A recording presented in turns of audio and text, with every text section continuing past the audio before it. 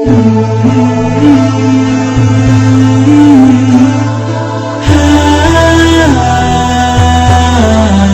lupa kepada para santri wa santriwati yang hadir pada acara malam ini yang saya hormati, semoga Allah muliakan. Amin. Berdirinya saya di sini, insya Allah akan membawakan sebuah tema yang telah ditentukan, yaitu santri menjaga bumi dan menyebarkan rahmat untuk alam semesta. Hadirin yang saya cintai dan yang tidak mencintai saya,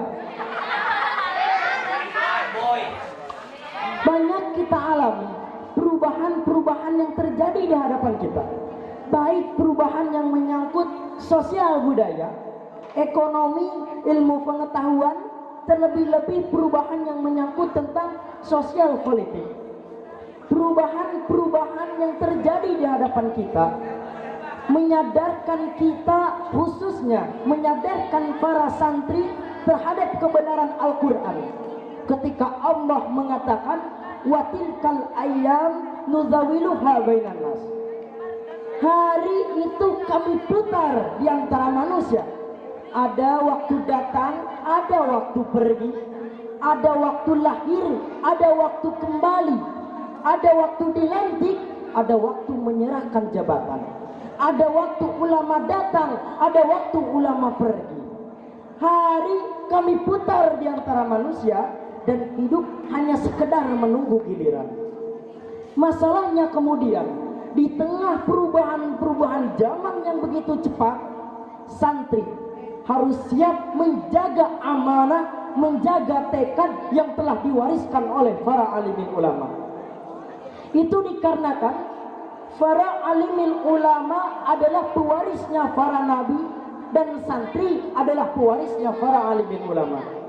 Sebagaimana dikatakan oleh Ibnu Adi dari Imam Ali karamallahu wajhah, ulama masabihul ardi wa khulafaul anbiya wa warasatul anbiya. Ulama adalah lampu yang menyinari bumi ini. Ulama adalah pengganti para nabi. Ulama adalah warisanku dan warisan para nabi.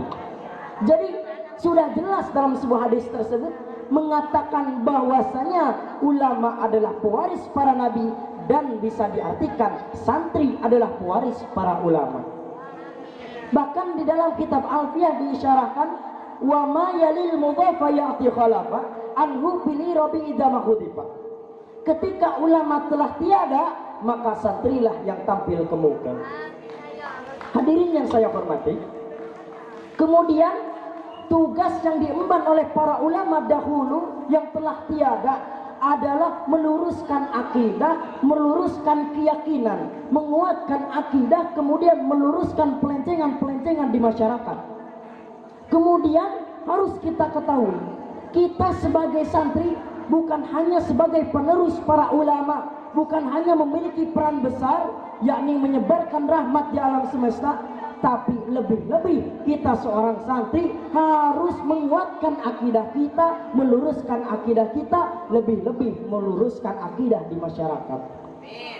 Kemudian kita sebagai seorang santri yang mempunyai peran besar menyebarkan rahmat, menjaga daerah, menjaga bumi, kita harus mengetahui sejarah terlebih dahulu. Islam misinya yang pertama yaitu membebaskan manusia dari belenggu kemusyrikan. 13 tahun Rasul berjuang di Mekah, membentuk iman, menanamkan akidah, membentuk keyakinan, menanamkan kalimat la ilaha illallah Muhammadur Rasulullah dengan segala konsekuensinya. Kalau saya yakin tidak ada Tuhan selain Allah, maka saya tidak akan pernah takut kecuali hanya kepada Allah. Saya tidak akan pernah menggantungkan hidup kecuali hanya kepada Allah. Saya tidak akan meminta pertolongan kecuali hanya kepada Allah. Kalau konsekuen dengan keyakinan ini, maka bah dukun gak dapat tempat. Oleh karena itu, kita sebagai santri harus siap mengemban amanah, yakni meluruskan akidah sebagaimana para ulama telah dituturkan. Sebagaimana para ulama telah mencontoh, meluruskan akidah, meluruskan keyakinan.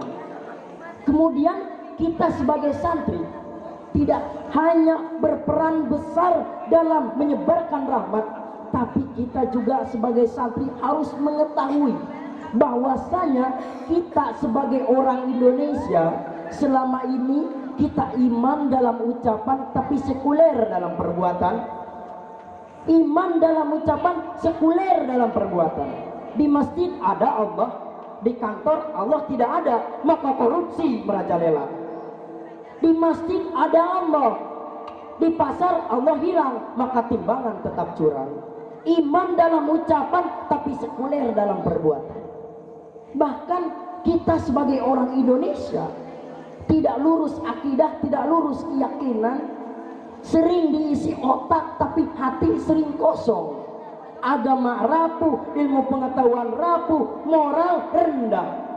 Memang banyak yang muncul orang-orang pintar namun sayang tidak benar. Indonesia kita bangkrut, Indonesia kita terpuruk, Indonesia kita sakit parah kalau dipimpin oleh orang-orang pintar namun tidak benar. Kita perlu orang pintar namun kita lebih perlu orang benar. Sebab kalau pintar tapi tidak benar, nah